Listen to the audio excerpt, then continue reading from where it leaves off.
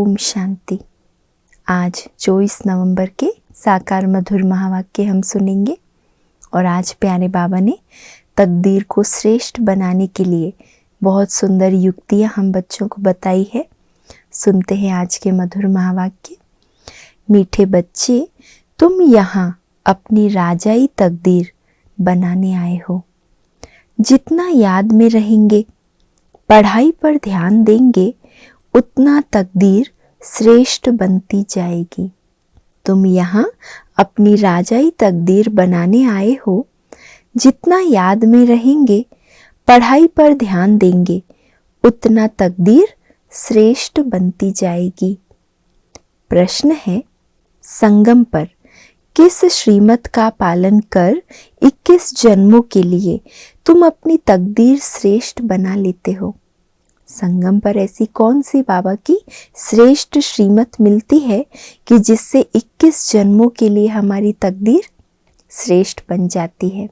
उत्तर में बाबा ने कहा, संगम पर बाप की श्रीमत है, मीठे बच्चे निर्विकारी बनो, देही अभिमानी बनने का पूरा पूरा पुरुषार्थ करो।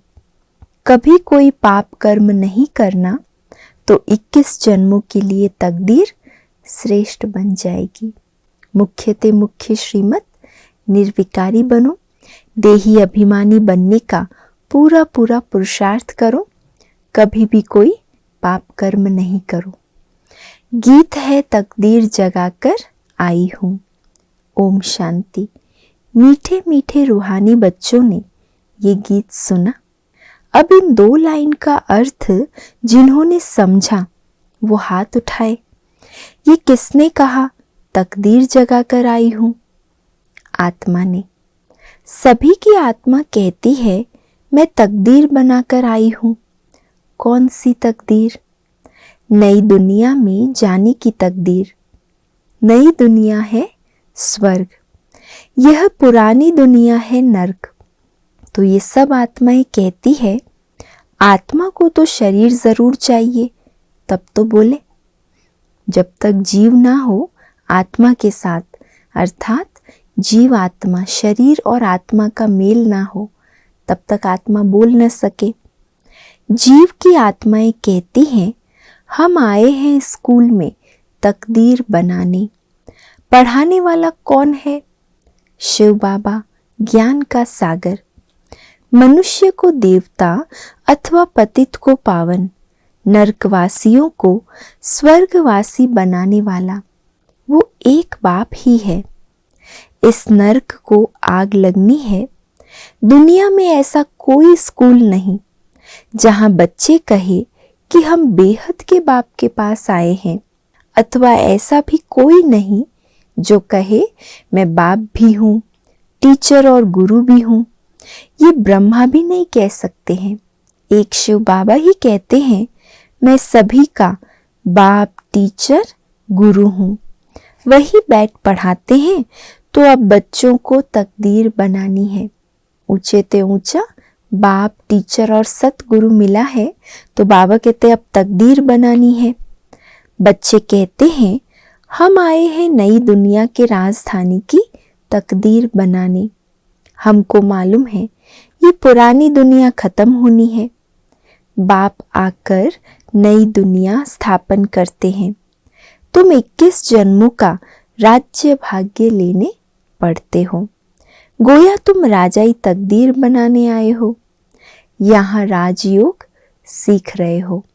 राजयोग सीखकर राजाओं का राजा बन रहे हैं। तो बाबा कहते राजयोग सीख रहे हो। यह गीत तो भलुन नाटक वालों का बनाया हुआ है, परंतु इसका अर्थ फिर समझाया जाता है। जैसे बाप सभी वेदों शास्त्रों का सार बैठ समझाते हैं, इस समय सारी दुनिया में है भक्ति। सतयुग में भक्ति मंदिर आदि होते नहीं। तुमने आधा कल्प भक्ति की है, अब तो भगवान मिल गया है।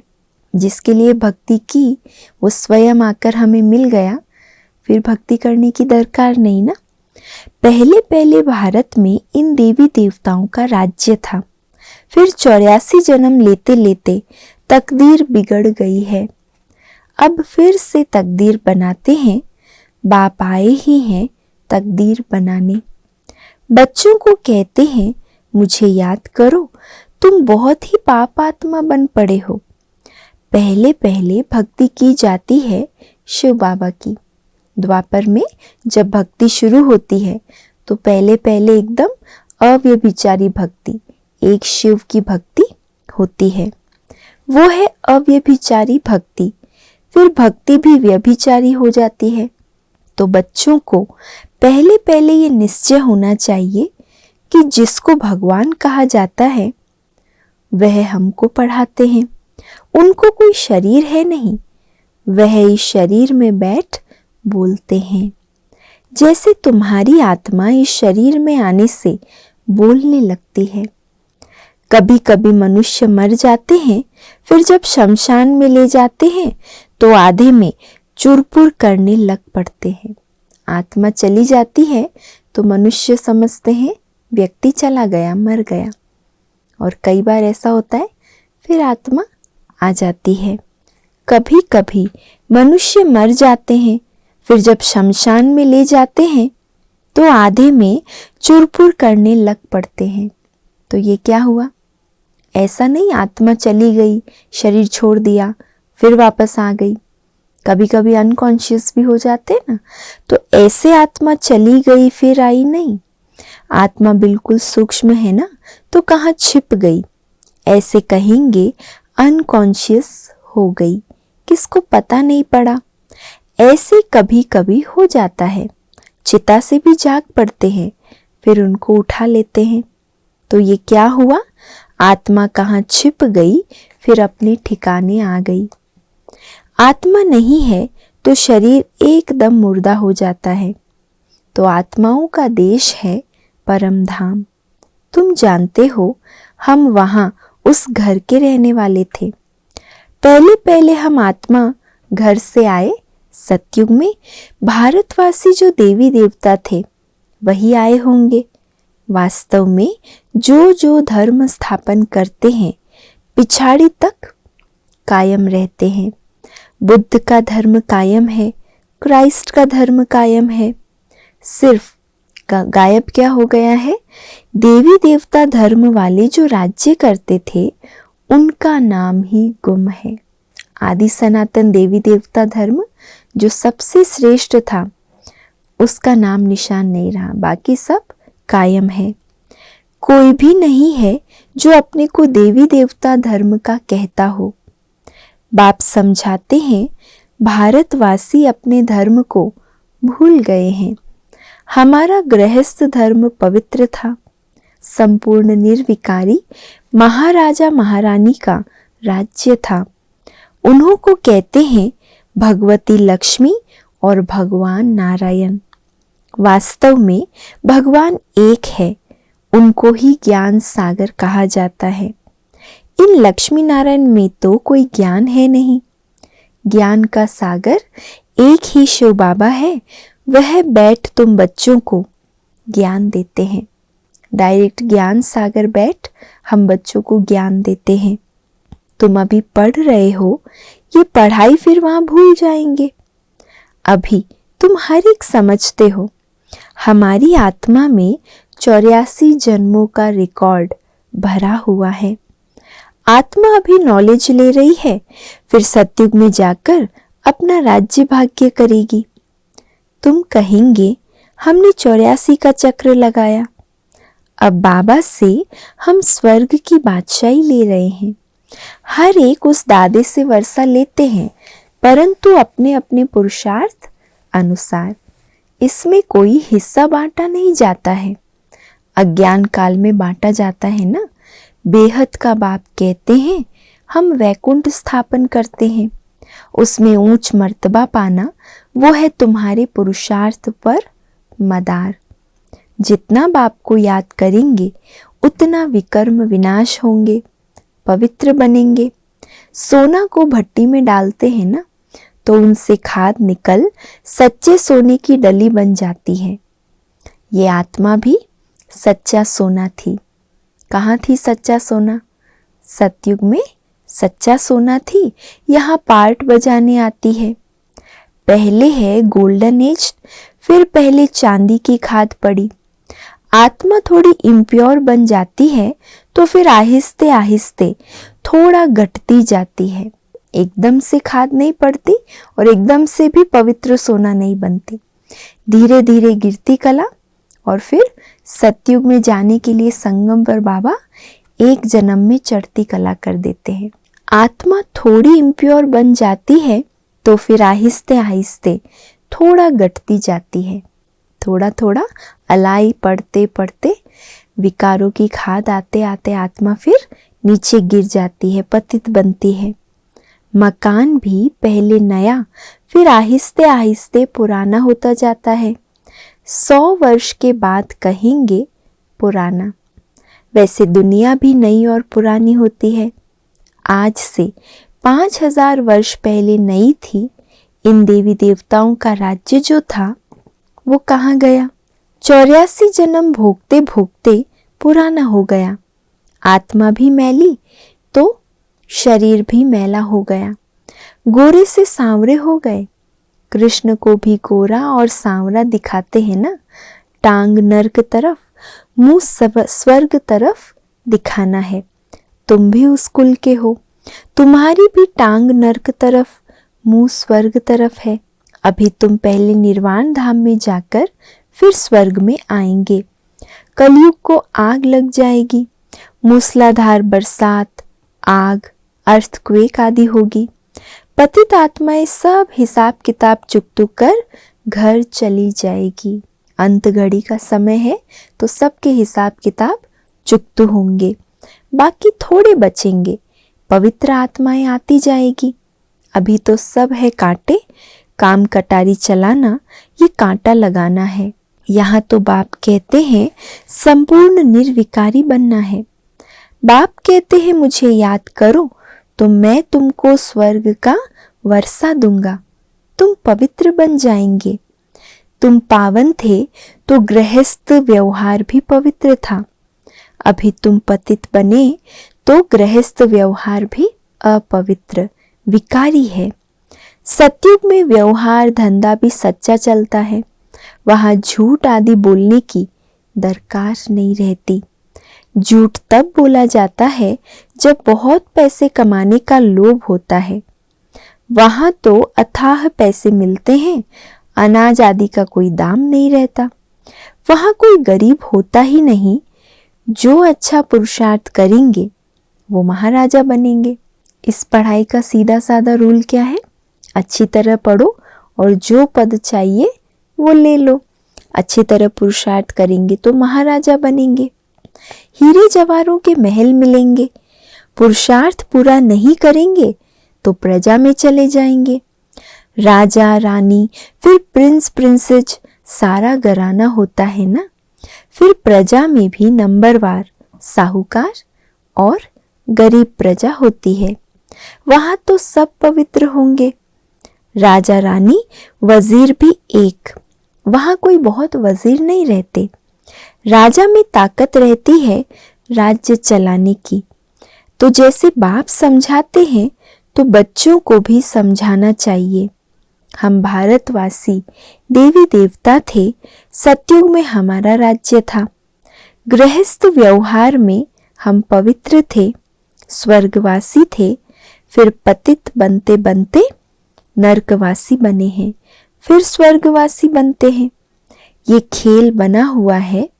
स्वर्गवासी एक जन्म में बन जाएंगे, फिर नरकवासी बनने में 84 जन्म लेने पड़ेंगे। सीढ़ी में बड़ा क्लियर दिखाया हुआ है। अभी बुद्धि में आया है कि हम जाकर स्वर्ग में राज्य करेंगे। अभी बाप से वर्षा ले रहे हैं। बाप ही सत्य बताकर नर से नारायण बनाते हैं। वे लोग जो सत्यनारायण की कथा सुनते हैं वो कोई नारायण नहीं बनते। भले सत्यनारायण की कितनी भी कथा सुनो, पर वो कोई नर से नारायण तो बनते नहीं। तो वह कथा झूठी हुई ना, जिसमें कोई सार ही नहीं। यहाँ तुम बैठे ही हो नर से नारायण बनने के लिए। वह ऐसे थोड़े ही कहते कि पवित्र बनो, मामेकम याद करो। सत्यनारायण की कथा पूर्णमासी के दिन सुनाते हैं। अब इस समय पूर्णमासी कहा जाता है 16 कला चंद्रमा को। जब पिछाड़ी होती है तब चंद्रमा की लकीर जाकर रहती है, जिसको अमावस कहते हैं। अमावस माना अंधियारी रात, सतयुग त्रेता को दिन, द्वापर कलयुग को रात कहा जाता है। ये सब पॉइंट्स समझने की है। ये शिव बाबा बैठ पढ़ाते हैं। वो बाप भी है, टीचर भी है और गुरु भी है। इनमें प्रवेश कर आत्माओं को पढ़ाते हैं। बाप कहते हैं जैसे इनकी आत्मा भ्रकुटी के बीच में बैठी है। किनकी आत्मा? ब्रह्मा बाबा की आत्मा। मैं भी आकर यहाँ बैठता हूँ, तुमको बैठ समझाता हूँ। तुम पहले पावन थे, फिर पतित बने हो। अब मुझ बाप को याद करो, पवित्र बनने बिगर घर वापस जा नहीं सकते। पवित्र बनेंगे तब उड़ेंगे। सब पुकारते भी हैं, हे पतित पावन आओ, पावन बनाओ, तब हम उड़े, अपने घर मुक्ति धाम में जाएं। वो है हम आत्माओं का घर। पतित घर जा नहीं सकते। जो अच्छी रीति शिक्षा को धारण करेंगे तो जल्दी स्वर्ग में आएंगे, नहीं तो क्या होगा? देरी से आएंगे। नए मकान में आना चाहिए ना। नए मकान में तो बहुत सुख मिलता है ना। तो बाबा कहते शुरू में नए मकान में आना चाहिए। नए मकान में मजा है ना। पहले सतयुग में आना चाहिए। मम्मा बाबा सतयुग में जाते हैं तो हम फिर देरी से क्यों जाएं? क्यों नहीं मम्मा बाबा के साथ साथ जाएं? तुम भी फॉलो करो ब्रह्मा को, बाप को याद करते रहो। कोई बात में तकलीफ होती है तो शिव बाबा से पूछो, श्रीमत से ही श्रेष्ठ बनेंगे। पुरानी दुनिया में तो 5 विकारों रूपी रावण की मत पर चलते आए हो। पहले है देह अभिमान। रावण की पहली मत क्या है? देह के अभिमान में लाना। और निराकार राम शिव बाबा की पहली मत देही अभिमानी बनना। अभी तुम बच्चों को देही अभिमानी बनना है। मैं आत्मा परम धाम की रहने वाली हूँ, उनको शांति धाम कहा जाता है। ऐसी बातें दूसरा कोई समझा ना सके, बाप ही समझाते हैं। तुम्हारी आत्मा इन आर्गन्स से सुनती है। सतयुग में कभी शरीर खराब होता ही नहीं। यहाँ तो बैठे बैठे अकाले मृत्यु हो जाती है। सतयुग में ऐसी कोई बात होती नहीं। उसको कहा ही जाता है हेवन, स्वर्ग, पैराडाइज। फिर हम चक्र लगाकर पुनर्जन्म लेते 84 का चक्र पूरा किया है। फिर बाप आकर बच्चों को स्वर्ग का लायक बनाते हैं। अभी तुम नई दुनिया के लायक बने हो, अभी तो नर्क है। अभी तुम आए हो नर्कवासी से स्वर्गवासी बनने की तकदीर बनाने। कहते हैं हम शिव बाबा के पास आए हैं तकदीर बनाने। कल्प हर 5000 वर्ष बाद हम तकदीर बनाते हैं। हम स्वर्गवासी बनते हैं, फिर रावण राज्य शुरू होने से हम विकारी बन जाते हैं। अभी सब विकारी पतित हैं, तब बाप आकर नई दुनिया स्थापन करते हैं।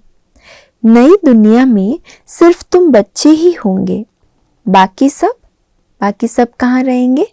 शांति धाम में चले जाएंगे। ऊपर में आत्माओं का झाड़ है, फिर अपने अपने समय पर आएंगे। जब हमारा राज्य होगा तो वहां और धर्म वाले होंगे नहीं। फिर द्वापर में रावण राज्य शुरू होगा। ये सब बातें अच्छी रीति धारण करनी है। यहाँ नर्कवासी से स्वर्गवासी बनना है। नर्कवासी मनुष्य को असुर और स्वर्गवासी मनुष्य को देवता कहा जाता है। अब सभी आसुरी स्वभाव वाले हैं। अब बाप बैठ पुरुषार्थ कराते हैं। बाप कहते हैं पवित्र बनो, हर बात में पूछते रहो। कोई पूछते हैं कि बाबा धंधे में झूठ बोलना पड़ता है, झूठ बोलने से थोड़ा पाप बनेगा। तो बाबा फिर क्या राय देंगे? वह फिर बाप को याद करते रहेंगे तो पाप कट जाएंगे। पुरानी दुनिया है, कमाने के लिए कहीं कहीं फिर झूठ भी बोलना पड़ता है। तो बाबा कहते हैं बाबा की याद में रहकर हर कार्य करो। आजकल की दुनिया में सब पाप करते रहते हैं, कितनी रिश्वत खाते रहते हैं। ये प्रदर्शनी का चित्र मैप्स है, ऐसे मैप्स कहाँ होते नहीं। अगर कोई देखकर कॉपी करके बनाए भी, परंतु उनका अर्थ कुछ भी समझ नहीं सकेंगे। प्रदर्शनी मेले में तो बहुत आते हैं। कहा जाता है 7 रोज लिए समझने आओ तो तुम स्वर्गवासी बनने लायक बन जाएंगे। अभी नर्कवासी हो, सीढ़ी में देखो कितना क्लियर है। ये है पतित दुनिया, पावन दुनिया ऊपर खड़ी है। अभी तुम बच्चे शिव बाबा से प्रॉमिस करते हो। क्या प्रॉमिस किया है हमने बाबा से? बाबा हम नर्कवासी से स्वर्गवासी जरूर बनेंगे। अभी तुम तैयारी कर रहे हो शिवालय में जाने के लिए, इसलिए विकार में कभी नहीं जाना है। बाबा से ऐसी पक्की प्रतिज्ञा करनी है, तैयारी हो रही है शिवालय में जाने की, तो विकार में कभी नहीं जाना है।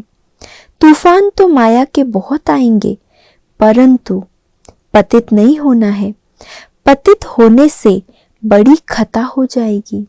बड़ी खता माना, खता ये उर्दू शब्द है, बड़ी भूल हो जाएगी इसका अर्थ है। फिर धर्मराज की बहुत बड़ी सजा खानी पड़ेगी। इसीलिए जो बाबा से वायदा किया है उसे सदा याद रखना है और पक्का पक्का उस पर कायम रहना है। अच्छा, मीठे मीठे सिकी लधे बच्चों प्रति माता पिता बाप दादा का याद प्यार और गुड मॉर्निंग। रूहानी बाप की रूहानी बच्चों को नमस्ते और हम सब रूहानी बच्चों की रूहानी माता पिता बाप दादा को याद प्यार, गुड मॉर्निंग और नमस्ते। धारणा के लिए आज मुख्य सार। पहला, मनुष्य से देवता बनने के लिए जो भी आसुरी स्वभाव है, झूठ बोलने की आदत है, उसका त्याग करना है, दैवी स्वभाव धारण करना है। दूसरा, घर चलने के लिए पवित्र जरूर बनना है। माया के तूफान आते भी कर्मेंद्रियों से कभी कोई विकर्म नहीं करना है। आज का वरदान है, सच्ची लगन के आधार पर और संग तोड़ एक संग जोड़ने वाले संपूर्ण वफादार भव। सच्ची लगन के आधार पर और संग तोड़ एक संग जोड़ने वाले संपूर्ण वफादार भव। संपूर्ण वफादार उन्हें कहा जाता है जिनके संकल्प व स्वप्न में भी सिवाय बाप के और बाप के कर्तव्य व बाप की महिमा के, बाप के ज्ञान के और कुछ भी दिखाई ना दे। एक बाप दूसरा न कोई। बुद्धि की लगन सदा एक संग रहे तो अनेक संग का रंग लग नहीं सकता। बुद्धि की लगन सदा एक के संग में रहे तो अनेक संग का रंग लग नहीं सकता। और वो एक संग क्या है? एक बाप दूसरा न कोई।